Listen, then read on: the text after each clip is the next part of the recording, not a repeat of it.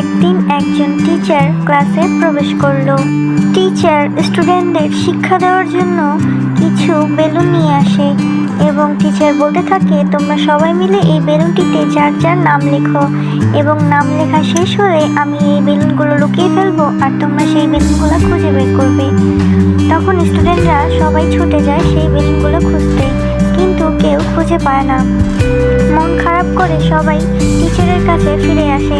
Teacher বলতে শুরু করে যে, তোমরা যার যার বেলুন খুঁজেছো ঠিকই, কিন্তু সফল হতে পারোনি।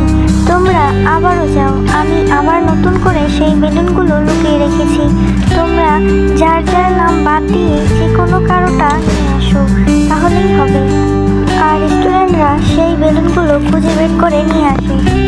তখন টিচার বলে যে, ঠিক এভাবেই মানুষ চারদিকে সুখ খুঁজতে থাকে, কিন্তু সুখ কেউ খুঁজে পায় না, কারণ সুখ একে অপরের সাথে জড়িত। তাই অন্যকে সুখী করো এবং নিজেও সুখী হও। Please subscribe my channel.